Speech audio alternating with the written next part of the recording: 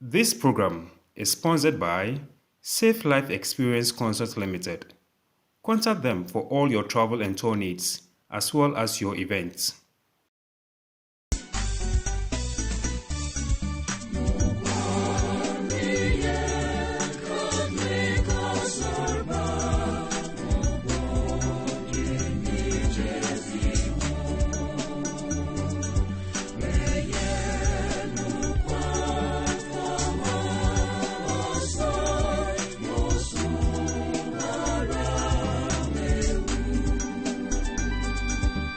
Hello, welcome to Conversations. My name is Augustus. There are a lot of societies one decides to join. For one reason or the other, you choose to belong to a religion or any other thing you believe in. Today on Conversation, we are having a chat with Mr. Calvin D'Souza, one of the active members of Opus Dei. Kevin, you're most welcome to Conversations. Thank you very much, Augustus. First and foremost, what is Opus Dei? Opus Dei is a Catholic institution. Opus Dei actually is Latin for work of God, and it was founded by a saint of the Catholic Church, Saint Josemaría Escrivá. That was back in 1928 when he was making a spiritual retreat. He says that he saw Opus Dei at the time. What he meant was that he saw ordinary Christian faithful, married, single, priests. He saw all kinds of ordinary people in the middle of the world finding God. And this is in fact the message of Opus Dei, which is to find God in the ordinary day circumstances, in our work, in our family. So what does Opus Dei offer to the church and in the community at large? Opus Dei tries to emphasize this universal call to holiness, which, as you know, in the Second Vatican Council was underlined. Well, Opus Dei from 1928, Saint Josemaría had been shown by God that Christians were called to find holiness. Then the task of Opus Dei today is to spread that message of holiness in the middle of the world. It's very nice that recently, just I think it's 1 or 2 weeks ago, the Holy Father, Pope Francis, released an apostolic exhortation, Gaudete et Exultate, precisely on the call to holiness. And Opus Dei is one of those institutions in the Church that helps lay faithful to find God, to be holy in their ordinary circumstances. So is Opus Dei the same as other religious congregations we have in the church, like the SVDs, like the Society Mission of Africa and the others?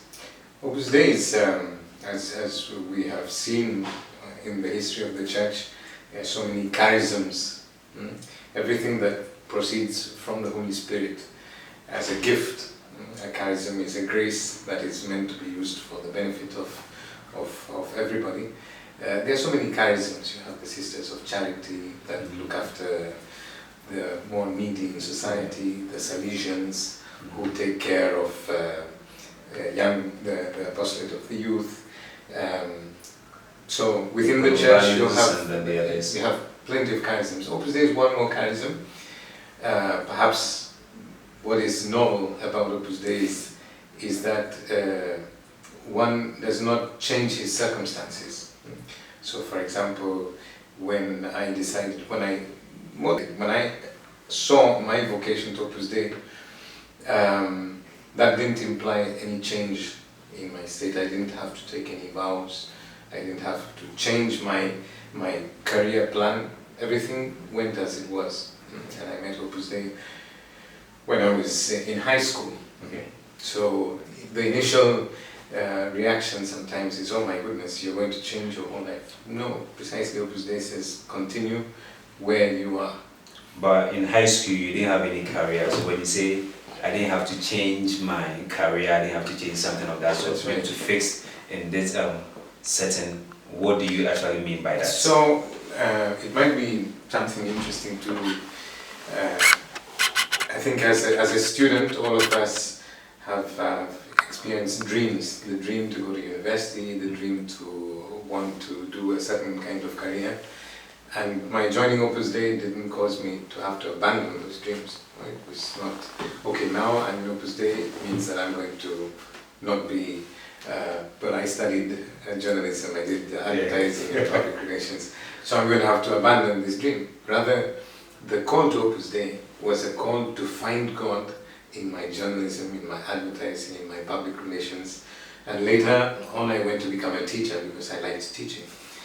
So that calling was not saying, hey, come out of the world, stop being what you are. Rather it was saying, go on, become a good journalist, become a good teacher, and find God and spread God there.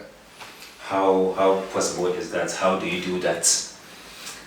That's an easy, difficult question. An easy, difficult question. Interesting. It's easy because there's the theory. It's difficult because in practice we have more challenges. I'd say easy in the sense that to sanctify your work, to make it holy, means an intention, an upright intention. Mm-hmm. This is one of the ingredients of holiness, that I want to do this work for the glory of God. And second, to strive to do that with human perfection, to the best of your ability. Easy to understand. Not easy to understand. Not so easy. It's easy to understand, but how do you implement it? Well, that's the difficult part. That's what I mean. It's an easy, difficult question. So the challenge, and I think this is what Saint Josemaría was getting at, is that we have to strive to be perfect. This is what Jesus Christ says in the Gospels. And when Opus Dei proposes an ideal of seeking holiness, it's by no means saying the people of Opus Dei are holy. Rather, it's that we strive, we try. And the first thing that I try to do when I wake up in the morning, that I learned from Saint Josemaría, is to tell Jesus, with my own words, I offer you everything I'm going to do today.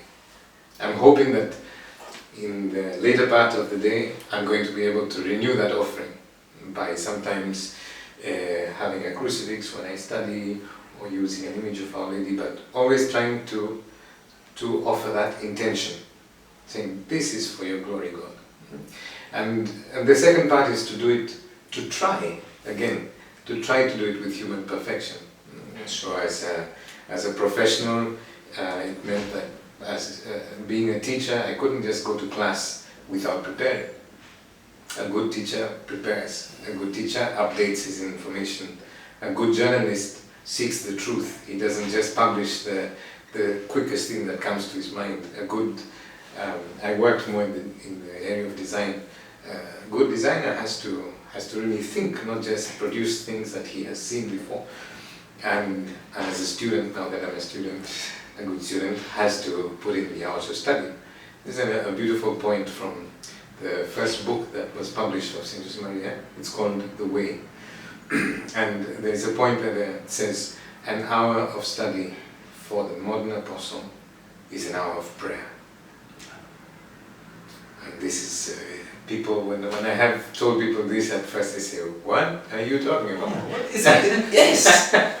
So, the logic of this is when you do your study, or you do your work, for the right intention, offering it up to God, and you try to do it to the best of your ability, that becomes prayer. So that's the sanctification of work as per Opus Dei definition. Being sanctified in your work. This is how we seek to sanctify not only work, but what Saint Josemaría told us, even entertainment, to go out with friends, right intention, and to do the good thing. So I can go out with my friends and have a good time, and that's sanctified. I can go for a nice meal with my family and sanctify the meal by being present with my family. There's now that we're talking about holiness, I like the example from Gaudete et Exsultate, where Pope Francis gives the example of a married woman. Okay. Says this married woman goes out shopping, and when she goes to the supermarket, she meets another woman, and they start to gossip. At a certain point she realizes, I should not be doing this. I should avoid gossip. Then the Pope says, this is a step towards holiness. And he says, that same woman, when she goes home, finds her little boy waiting for her to ask her some question. And she's tired. She doesn't feel like, but out of patience, and he puts another ingredient here, which is for holiness, patience and love, she listens to her son and she tries to advise him. This is another step towards holiness. And then he gives examples of married life, and it's beautiful that holiness, even though it sounds so big, can be broken down into the small. The right intention, doing things for perfection. Maybe I should say the third one is to do all this out of love. Not because someone has told me, not because I want to love God through these things, through my work, my study. Kevin, let us know, what are the characteristics of the spirituality of Opus Dei? The characteristics, it's a nice question actually, because if there's one thing that Saint Josemaría would insist on in all his writings, it's that idea that we are all children of God. In another terminology we would say it's divine filiation. The notion that God is a loving Father and we are His children. This helps us to understand also why, if we are seeking holiness, it's not to parade our good deeds, it's not to look good before people, it's rather that I'm a child trying to please my Father God. And what does a child who tries to please his father do? What he loves.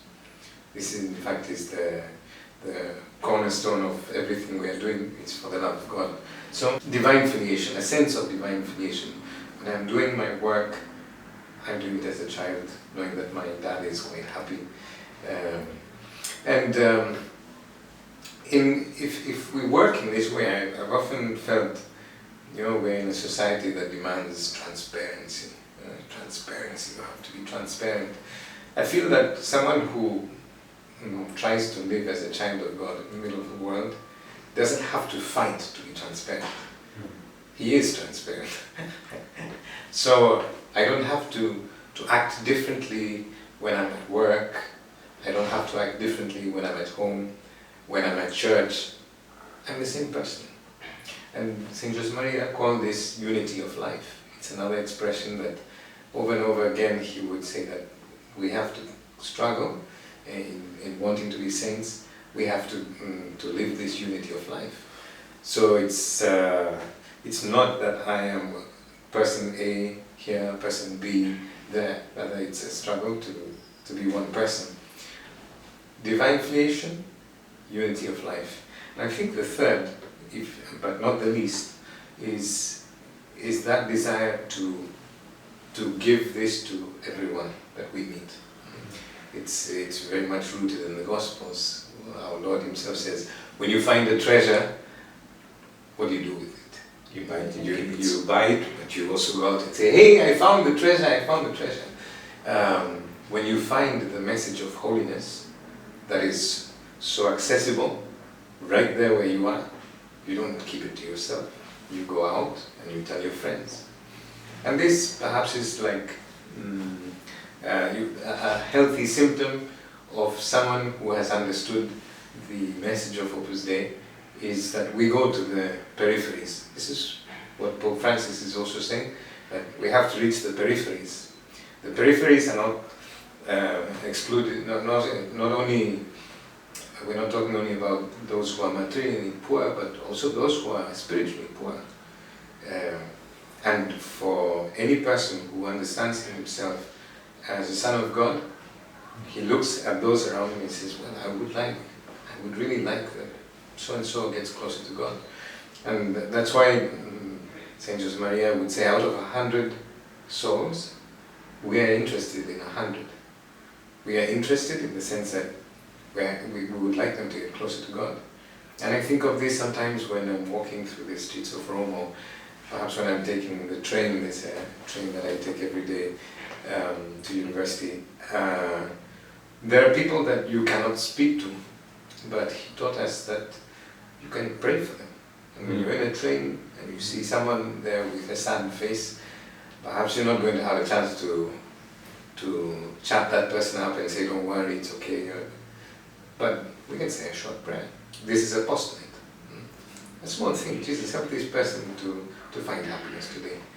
I believe that this really makes a big difference, because instead of being self-centered, there's a word that Pope Francis uses a lot. He says, being self-absorbed, absorbed in ourselves.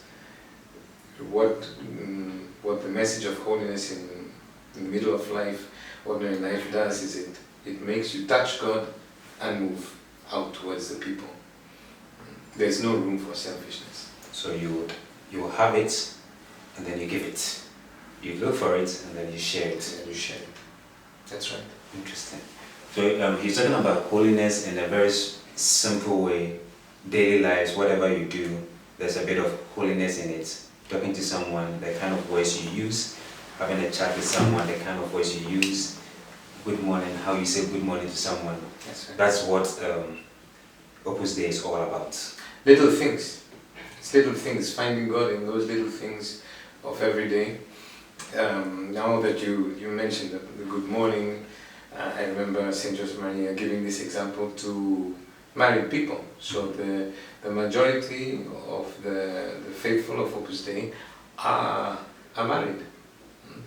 You have husbands and wives, who are married. And then he would give this example. He would, talking to the husbands, he would say, don't ever leave the house without saying goodbye to your wife. And in some cultures it is normal to give a goodbye kiss. Yeah. If that's the culture, well, a goodbye kiss. And when you come home, the same thing. Say, I love you. Every single day. This was a kind of a piece of advice, but really very helpful. Every single day, I love you. I love you. At least once, if not more. So that was a tiny detail of how married people can find God in their married lives. There were many other examples that he gave. Talking about marriage and people, you've drawn my attention to a question which was a bit down. Let me now bring it up. Is Opus Dei actually, was it formed for single life or for priests? Okay. So Opus Dei, as I said, first of all, it's not an invention of Saint Josemaría, because God showed him Opus Dei. Okay. That's why he said, on the 2nd of October 1928, I saw Opus Dei. And then when he was prodded, what did you see? He said, I saw men. Later he saw women, and I saw them working in the ordinary lives and doing the ordinary stuff. So, is it only for priests? Is it only for single people? Is it only for married people? Actually, it's for all those. Because what he saw was married people, celibate, priests, what else are we left with? Those marriages. For everybody. For everybody. Everybody. So, obviously, this is a vocation that our vocation as Christians, when we are baptized, we receive a call to holiness, and then there are those who are called in a specific way. So, when someone understands that he has a calling to Opus Dei, it's not just a matter of saying, hey, I like it, it's like my favorite football club. No, I see that God is calling me to spread this message with a special responsibility and to live it. It appears to me that Opus Dei is not that popular, for lack of words. Majority of people don't know about the Opus Dei. Where would you put the majority? Maybe from where I'm coming from, I've never heard of Opus Dei before. Right. And I've heard of a lot of organizations which are not in my country, Right. but I've never heard of Opus Dei. Right. Well, perhaps... Is it for a selected few of if personalities? If my maths is not wrong, we are 90 years old, which in a church that is 2,000 years old It's relatively young. At the moment, Opus Dei is in 69 countries. This means that Opus Dei has centers in 69 countries, but there are faithful of Opus Dei living in 90 countries. Yeah. So there are some places, you could say that there is no center of Opus Dei, but there are faithful of Opus Dei living there.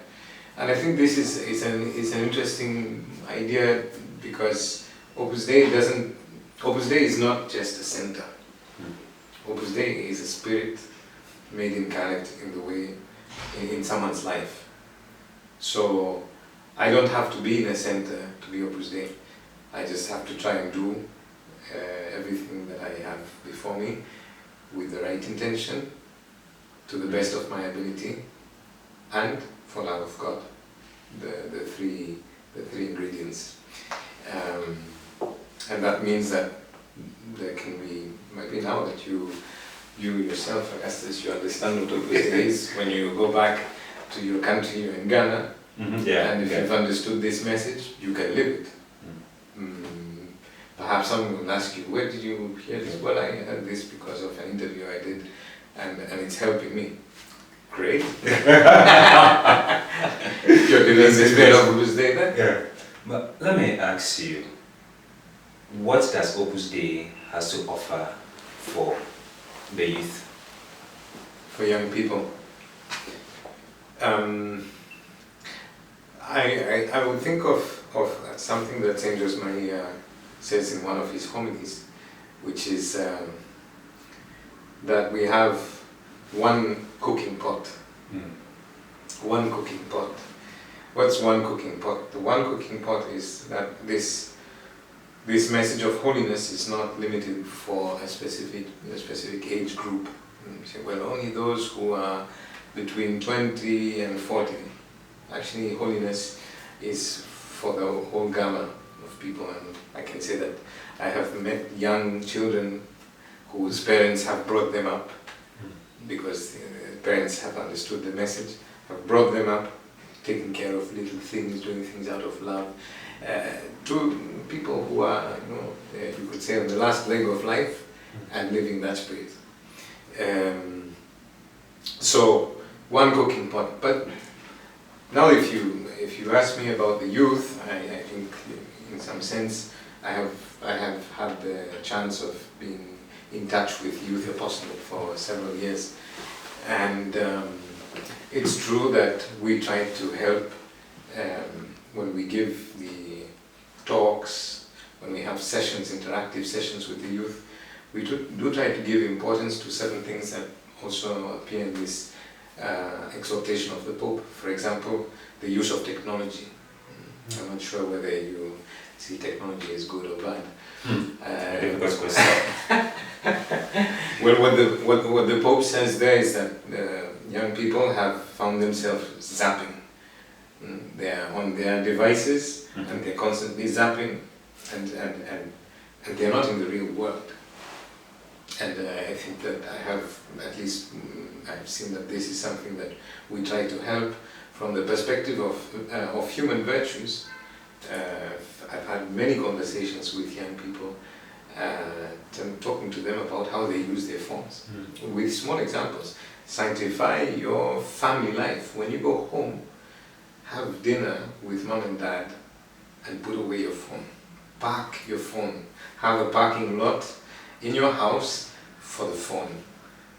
What's this parking lot? No, it's just a place where you keep your phone and you spend face-to-face time, because that's sanctifying. This is finding. I think technology is. It depends on how we use it. And technology is good. God gave us the brains to get this far, but we also have to know how to use it. And I believe that this is what also the Pope is talking about. That we need to help young people to understand that they're in a real world. They don't need to escape to an artificial world with many. So what are the roles of women in Opus Dei? The role of women? It's an interesting interesting question. I've never thought of it. I'm not sure you put it down over there, but fine. Because we are talking about youth, definitely the world is now, there's something we call that gender equality. Women must be raised up to the level of men. Maybe we'll discuss that issue another time. But how can women also play a role in Opus Dei? Oh, okay. Well, I think if I'm not wrong now, I'm just trying to think back from the time that I met Opus Dei, through my so the beautiful thing here is that also my mother knew Opus Dei, and she knew several people of Opus Dei. From the beginning, so I talked about the 2nd of October 1928, and then on the 14th of February 1930, St. Josemaría understood that this message of sanctification, of work and family circumstances was for women as well. If we are to look at it from that perspective, he was quote unquote a liberal, in that if you know a little bit of history in those years, it wasn't very common to find women going to university or doing university degrees, and St. Josemaría was very forthcoming with the women he was dealing with, the young girls. When he saw that they had everything, they had the capability of going to university, he would encourage them, go to university, get a degree. You too can be a holy doctor, you can be a holy lawyer, you can be a holy architect. So for him, this was the message of holiness and finding God in those kind of professions was not exclusively for men, women too. But I can add that St. Josemaría also talked a lot about the importance of the role of every woman as a mother, as a homekeeper. And this is something that our society needs so much today. All of us, I must say that I'm grateful to my mother for having been there for me. And I would hope that that's not denied because of of some trends that are there that say, well, women are everything. There's the genius of every woman that John Paul II spoke about, and I think that it's true that there are so many qualities of a woman that are not only that she can sanctify herself in a professional way, but she's a mother. That neither the cameraman here, a good friend, Joshua, no Augustus, no myself, we can't fulfill that role of being mothers. Only a woman can. And many times we have the example of the Blessed Virgin Mary, Our Lady, who shows us what a mother is. What are some of the activities that Opus Dei actually organize for its members? Let's put it this way, the activities that Opus Dei organizes always depend on the initiative of its members. So what I mean by that is we try to understand that for example, there are things that happen in centers of Opus Dei, activities that are organized from centers that would be, for example, on a monthly basis, a recollection, on a yearly basis, spiritual retreats, on a weekly basis, you could have talks, circles, seminars, but these are always, these are, you could say, what St. Josemaría called the means of formation, and they are offered to anyone who wants to come. So I know of centers where I've been, where I've had Christians, non-Christians, Catholics, non-Catholics coming to these means of formation. And then there's the initiative that individual members of Opus Dei may have to do more things. So myself, I came in touch with Opus Dei because I went mountain climbing. Mountain climbing? Someone who liked climbing mountains invited me, and I thought I would like climbing mountains, but after climbing that mountain I said I would never go back to a center of Opus Dei. But then what happened was my friends asked me, did you get to the top? And I said, no. I said, that's useless, and they didn't want to talk to me. And I felt this kind of human pride inside, saying, man, I have to get to the top. So I went again with this person of Opus Dei, and we managed to conquer the mountain. But in conquering the mountain, I think my pride was conquered, and I wanted to know a little bit more about Opus Dei. So Opus Dei is very much a family, and I think that family spirit is found in the centers where those of us who are celibate, the numerary members, we are very much in a family. And that family spirit is something that spreads to the people who come in touch with Opus Dei. Not only people of Opus Dei, members of Opus Dei, but everybody who comes to a center can take away that family spirit and live it in their homes. Thank you so much, Kevin D'Souza. My pleasure. The program has been Conversations, and then we've been talking about Opus Dei. I hope you've learned a lot and you will be part of Opus Dei. Bye. This program was sponsored by Safe Life Experience Consult Limited. Contact them for all your travel and tour needs, as well as your events.